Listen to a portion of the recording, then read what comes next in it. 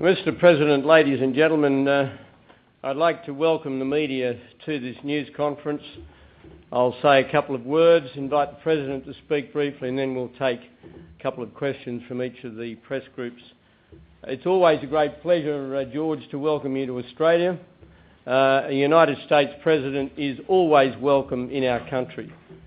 We have no closer alliance with any country in the world than the one we have with the United States. Both historically and contemporaneously, the importance of the alliance between the United States of America and Australia is deeply embedded in the minds of millions of Australians. And you, Mr. President, and I have shared a number of very special experiences over the past few years. I remember our first personal meeting was on the 10th of September 2001. And of course, as a consequence of that meeting and the events that horrifically followed the other day, the paths of our two countries have been parallel in so many ways in the fight against terrorism and the promotion of democracy and freedom around the world. And in that context, as well as the more generic national context, I welcome you very warmly on a personal basis to my hometown of Sydney, Australia's largest city, and in my view, the most beautiful big city in the world. But we had a very broad-ranging discussion. We talked extensively about Iraq, about the climate change aspects of APEC, the American perception towards conditions in the Middle East and in relation to Iran, and also the prospects for something we both hope for, and that is a lasting settlement between Israel and the Palestinian people, which does justice to the right of the Israelis to exist unmolested as a free and proud nation, and also the right of the people of Palestine to have a homeland. On a bilateral basis, we have agreed to a number of new arrangements, including a treaty relating to exchanges concerning defence equipment, which effectively will remove layers of bureaucracy for defence industries in Australia, acquiring American technology, and will enter that market on the same basis as do companies coming from the United Kingdom. We've also agreed on joint statements regarding climate change and energy, a joint nuclear energy action plan which involves cooperation on civil nuclear energy, including R&D, skills and technical training and regulatory issues. Australia intends to participate in the Global Nuclear Energy Partnership, and there'll be great benefits in terms of access to nuclear technology and non-proliferation. And the United States will support Australian membership in the Generation 4 International Forum, which involves R&D to develop safer and better nuclear reactors. I'm also pleased to announce that we've entered arrangements that will allow something in the order of 15,000, we estimate, young Australians who are students or graduates to visit the United States on the basis of some kind of gap year in their studies, and that will be a facility available in the United States which is currently available and very widely utilised by young Australians in the United Kingdom and other European countries. We have also agreed to have further detailed discussions involving taking our defence cooperation even further. And this involves four components to be explored. The first of those is enhanced cooperation on humanitarian assistance and disaster relief, and that could in fact involve basing in Australia by the United States equipment and stores and provisions that would be available for ready use in disaster relief in our immediate region. And we think in particular of any repetition of the tsunami disaster or things of that kind which occurred a couple of years ago. Secondly, a further enhancement of the joint training capability by providing additional support for training by American and Australian forces in Australia, and also further cooperative efforts to develop access and capabilities for intelligence, surveillance and reconnaissance, and finally a further enhancement of our already robust program of military exchanges and joint operations. We've asked our officials to work in more detail around each of those four headings, and as a result of that I'm very confident that there will be further and very significant enhancement of an already very close relationship. Can I just conclude by saying that in our discussions I made it very clear to the President that our commitment to Iraq remains. Australian forces will remain at their present levels in Iraq, not based on any calendar but based on conditions in the ground.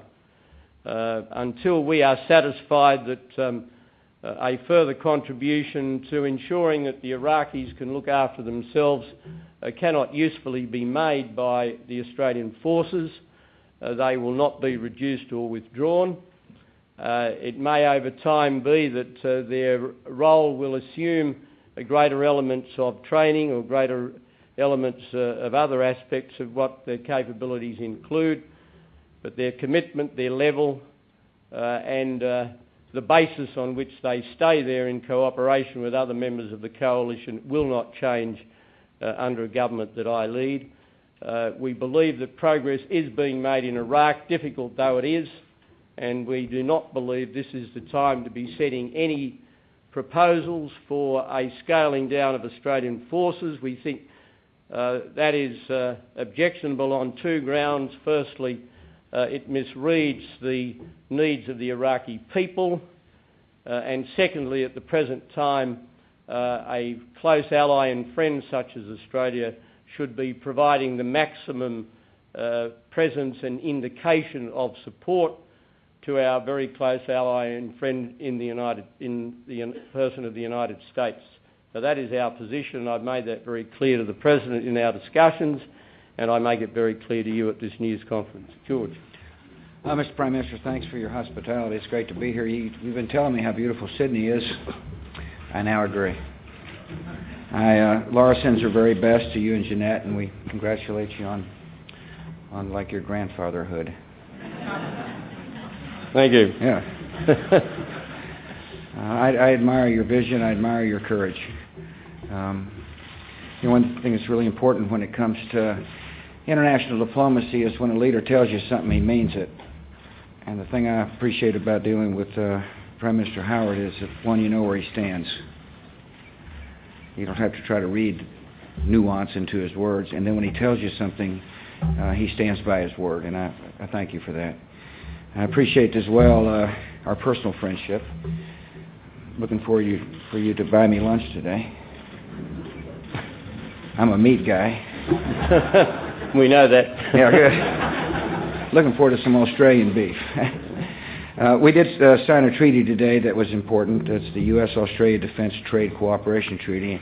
I think John put it best. It helps cut through the bureaucracy so that we can transform our forces better, share technology better, and frankly enable our private sectors to work together to develop new defense capabilities to defend ourselves. And it was an important treaty. It took a while to get here, but we were able to get it done, and I thank you for giving me a chance to sign it here. We spent a lot of time talking about Iraq and Afghanistan. As I told John, we're in the midst of an ideological struggle against people who use murder as a weapon to achieve their vision. Some people see that, some people don't see it.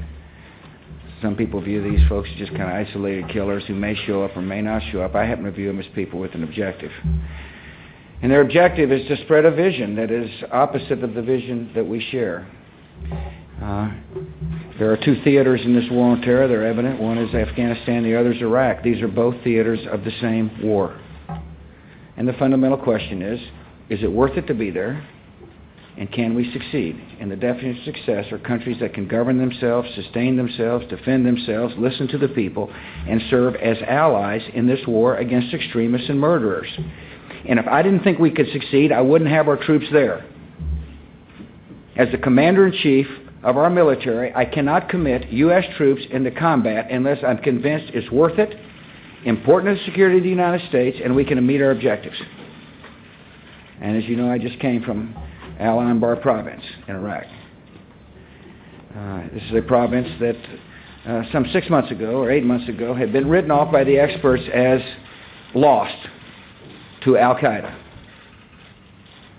The people that presumably had taken over Anbar had sworn allegiance to the very same bunch that caused 19 killers to come and kill nearly 3,000 of our citizens. And the experts had said, well, Anbar's gone. Al-Qaeda will have the safe haven that they have said they want. By the way, a safe haven for Al-Qaeda anywhere is dangerous to those of us who believe in democracy and freedom. That's one of the lessons of September the 11th. The province I saw wasn't lost to the extremists. The place I went had changed dramatically. Fundamentally because the local people took a look at what Al-Qaeda stands for and says, we're not interested in death, destruction. We don't want to be associated with people who murder the innocent to achieve their objectives. We want something different for our children. And as a result of our alliance with these folks, we're now hunting down Al-Qaeda in this province. And the same thing is taking place across Iraq. The security situation is changing. That's the briefing I received from David Petraeus, our general on the ground, General David Petraeus. He says the security situation is changing so that reconciliation can take place. There are two types of reconciliation, one from the bottom up. I met with sheikhs that are tired of the violence. They're reconciling. They're reconciling after decades of tyranny. They're reconciling after having lived under a dictator who divided society in order to be able to sustain his power. At the national level, there's reconciliation, but not nearly as fast as some would like. By the way, people who don't believe we should be in Iraq in the first place, there's no political reconciliation that can take place to justify your opinion. If you don't think Iraq is important, if you don't think it matters what the society looks like there, then there's not enough amount of reconciliation that would cause people to say, great, it's working. If you believe like I believe that the security of the United States and the peace of the world depend upon a democracy in the Middle East, in Iraq, then you can see progress. And I'm seeing it. Is it perfect? Absolutely not. Is there more work to be done? You bet there is. But the fact that their legislature passed 60 pieces of legislation, I thought, is illustrative of a government that's beginning to work. It's more than our legislature passed. They got a budget out. We're still working on our budget, Mr. Prime Minister. Do they need an oil law? You bet they need an oil law. Why? Because it'll be part of saying to Sunni, Shia, and Kurd alike, the oil belongs to the people. It's a way to unify the country. On the other hand, they are distributing revenues from the central government.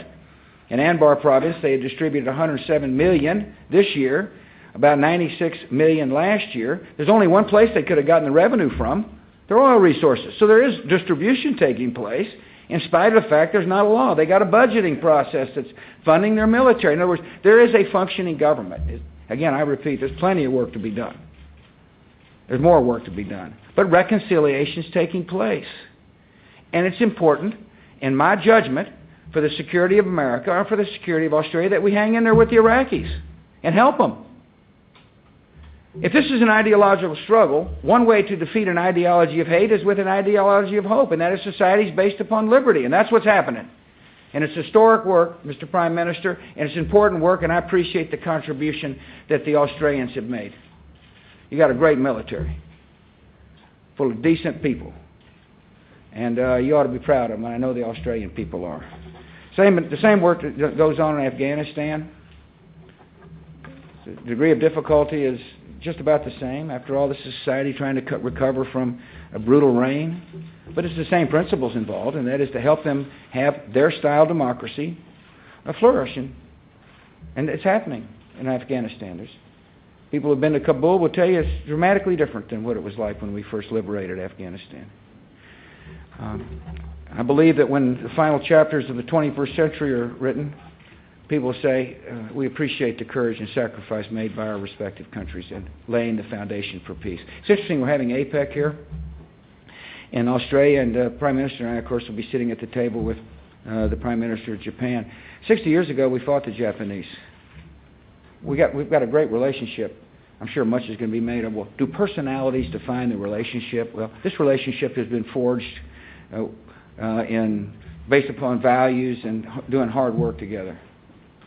Personalities matter. I mean, it helps that he and I are friends, by the way, in terms of the alliance. But the alliance is bigger than the individuals.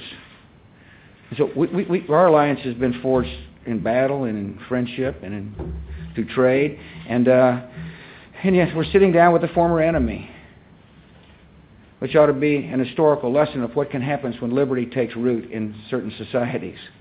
And of course, we'll be talking about the peace. We'll be talking about North Korea. We'll be talking about Asia. We'll be talking about how we can work together to achieve peace. We are talking about trade here at the APEC summit that the Prime Minister is ably leading. I happen to believe trade is important. I think the free trade agreement between Australia and the United States has been beneficial to both our peoples. Trade's up. When trade is up, it means commerce is up. Goods and services are flowing more freely. It means people are more likely to make a living. And by the way, when you're trading with somebody, you want their economy to be good, and I congratulate you on having such a strong economy. It's important for our trading partners to be wealthy enough to have something to trade. And so the question is, can we advance the Doha round? And here at the APEC, and I believe we can. I want to thank you for your able leadership. It's a hard issue to get done, but I believe with will and determination we can get it done. As I'll say in the speech here Friday, we'll show flexibility when it comes to making sure this round is as successful as possible. I am looking forward to speaking out about Burma at the APEC conference. It's inexcusable that we've got this kind of tyrannical behavior in Asia. It's inexcusable that people who march for freedom are then treated by a repressive state. And those of us who live in comfort of a free society need to speak out about these kind of human rights abuses. And so, Mr. Prime Minister, hope you don't mind me speaking as clearly as I possibly can about the fate of Aung San Suu Kyi and her friends and average citizens who simply want the same thing we have, to live in a free society. I do want to thank you very much for your leadership on climate change. You know, I know some say, well, look at the guy. Since he's against Kyoto, he doesn't care about the climate change. That's urban legend. That is preposterous. As a matter of fact, the United States last year reduced overall greenhouse gas emissions and grew our economy at the same time. In other words, we showed what is possible when you deploy modern technologies that enable you to achieve economic growth so your people can work, and at the same time become less dependent on foreign sources of oil, and at the same time be good stewards of the environment. So I appreciate you bringing up the nuclear power initiative. If you truly care about greenhouse gases, then you'll support nuclear power. If you believe that greenhouse gases are a priority, like a lot of us, if we take the issue seriously, if you take the issue seriously like I do and John does, then you should be supportive of nuclear power. After all, nuclear power enables you to generate electricity without any greenhouse gases. Anyway, your leadership at APEC has been really strong. And, I'm looking forward to my discussions with the leader of China about a lot of issues, one of which, of course, will be climate change. And my attitude, as I've explained to you, is that in order for there to be an effective climate change policy, China needs to be at the table. In order to get China at the table, they have to be a part of defining the goals. Once we can get people to define the goals, then we can encourage people to define the tactics necessary to achieve the goals. I believe this strategy is going to be a lot more effective than trying us, countries to saying, this is what you got to do. Okay? We're telling you how to behave, as opposed to why don't we work together to achieve a common consensus on being good stewards of the environment. APEC is a good forum to do this. You provide a great leadership on the issue, and I appreciate it. We'll take some questions. Start with the American. Good. I'll start. Brett Baer. Thank you, Mr. President. You've described the U.S. relationship with China as complex. U.S. military sources are now confirming that Chinese hackers hacked into the computers at the Pentagon in June, hackers linked to the government in Beijing, and it's being described as a complicated cyber attack. Have you been briefed on this attack? How much more complex does this make the relationship with China, and do you plan to bring it up with President Hu Jintao on Thursday? I'm very aware that a lot of our systems are vulnerable to cyber attack from a variety of places. And therefore, the first question should be, not to put questions in your mouth, Brett, but what are you doing to defend America against cyber attack? Are you aware that we have vulnerabilities, that people can hack into sensitive systems? And are you then providing expertise and technology necessary to defend? And the answer is yes, we understand that we're vulnerable in some systems. Some, by the way, more valuable than others, or less valuable than others, I guess the best way to put it. In terms of whether or not I'll bring this up to countries that we suspect from which there may have been an attack, I may. In this instance, I don't have the intelligence at my fingertips right now. Whether it be this issue or issues like intellectual property rights, I mean, if you have a relationship with a country, then you've got to respect the country's systems and knowledge base, and that's what we expect from people with whom we trade. Our relationship with China is complex. On the one hand, we appreciate the opportunity to trade goods and services. We certainly hope that China changes from a saving society to a consuming society. Right now, because of the lack of a safety net, many Chinese save for what we call a rainy day. What we want is the government to provide more of a safety net so they start buying more U.S. and Australian products. We want there to be the middle class to feel comfortable coming into the marketplace, the global marketplace, so that our producers can see the benefits directly with trade with China. By the way, our exports to China are up, Mr. Prime Minister, which is positive. We still have got a huge trade deficit with China, which then causes us to want to work with them to let their currency float. We think that would be helpful in terms of adjusting trade balances. We've got great relations with China from a diplomatic perspective. In other words, we're able to talk with them openly and candidly. Do we agree on every issue? Not at all. I mean, for example, I've spent time talking about dissidents who've been jailed. I'm concerned about the treatment of the Dalai Lama. I want China to be more aggressive when it comes to Iran. I'm interested to hear President Hu Jintao's attitudes toward the humanitarian crisis in Darfur. Now, there's a lot of issues which we wish they would wish they'd have a different lean to their policy, and so I'm going to discuss these with him. But it's best to be able to discuss these issues in a environment that is frank and open and friendly, as opposed to one in which there's tension and suspicion. And so when I say we got great relations, I can sit down with the president and have a good, honest, candid discussion, and he's going to tell me what's on his mind, and I'm darn sure going to tell him what's on my mind.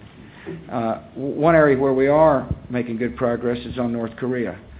As you may remember, I shifted the whole strategic approach to North Korea. I'm convinced that it's more effective to have 5 countries say to North Korea the same thing than just one country, so that if North Korea makes the decision not to honor their word, there's a better chance that there's consequences to that they'll feel.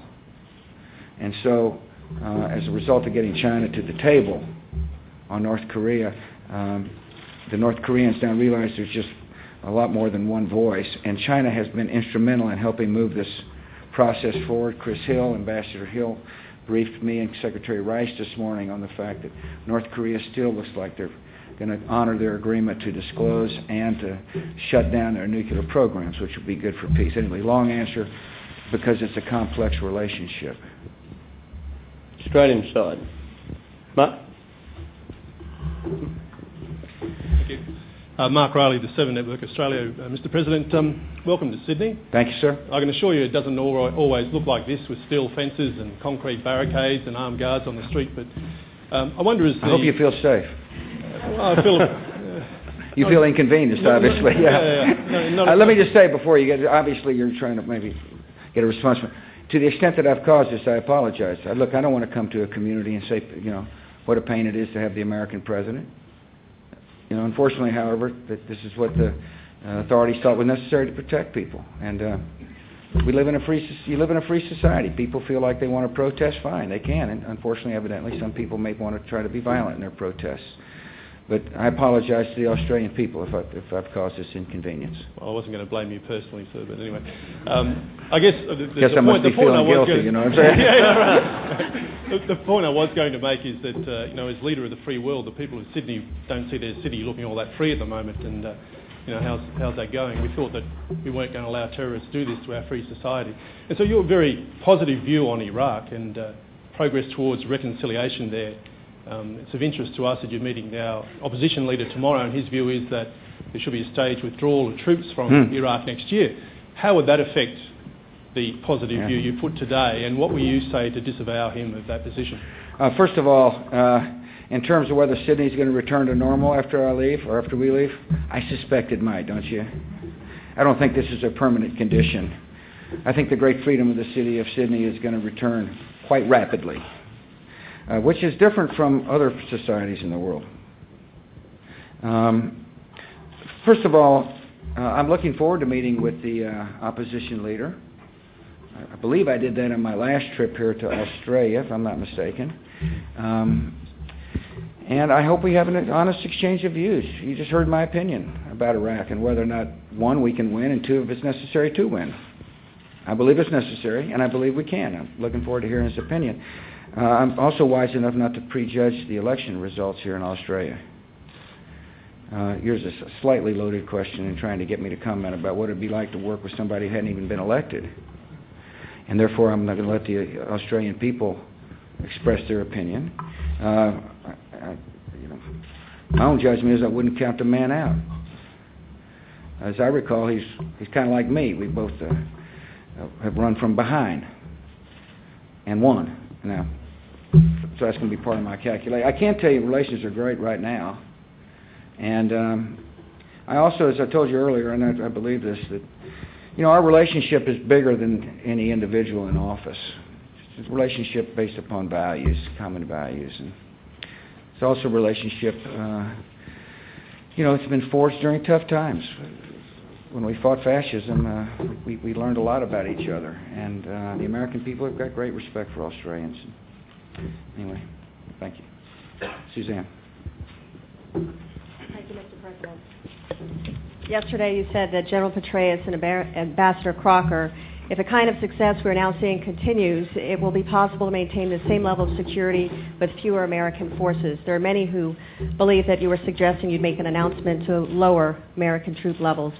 White House officials dismissed that, but later you were asked aboard Air Force One why it was that twice you mentioned troop levels that had piqued our interest, to which you said, maybe I was intending to do that. You pride yourself on being a straight shooter, not coy or cute. So what is it at this Certainly time? Certainly not cute. Whatever you do, don't call me cute, okay? Okay. So is the administration at this time trying to play it both ways by appeasing the critics, suggesting that troop withdrawal is right around the corner, at the same time making no real commitments? Thank you. Suzanne, I think I went on to say on Air Force One, if I recall, somewhere between Baghdad and Sydney, that why don't we all just wait and see what David Petraeus says when he comes, General Petraeus, when he comes back to America. He and Ambassador Crocker are going to come back, and they're going to report to me and report to the Congress and the American people about their recommendations on the way forward. I will then take their recommendations into account as I develop the strategy necessary to win in Iraq. So I'm interested in. I'm not interested in artificial timetables, or dates of withdrawal. I'm interested in achieving the objective. I repeat, if you think it's not important that we're there, then you've got to find excuses to get out. If you think it is important to be there, then you ought to be thinking about ways to achieve our objectives. And we are achieving our objectives. And so, I was being as candid as I could with the people on the airplane. And what I said in Baghdad was exactly what they told me, that if conditions still improve, security conditions still improve the way they have been improving, is that we may be able to provide the same security with fewer troops. And whether or not that's the part of the policy I announced to the nation, when I get back from this trip, after the Congress has been briefed on David Petraeus and Ryan Crocker, why don't we see what they say? And then I'll let you know what our position is and what our strategy is. Dennis? Dennis Shanahan from the Australian, Mr. President. John Howard put climate change at the centre of this APEC meeting. Haven't you undermined his attempts to establish aspirational goals here by scheduling your own meeting in Washington? And to what extent do you regard ratification of Kyoto as being relevant to addressing climate change? Let me start with the latter. Since I'm getting older, you may have to repeat the first part of the question. Kyoto may work for our countries. It may have made sense for certain countries that ratified it. It just didn't make sense for the United States.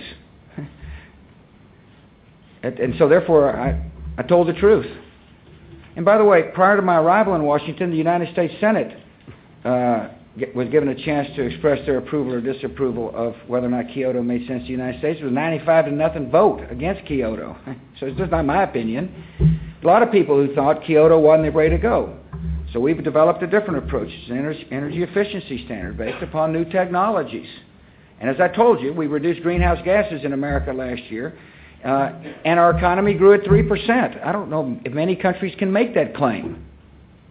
But we can, because our strategy of putting new technologies in place is working. I happen to believe that we can do a better job of becoming less dependent on foreign oil.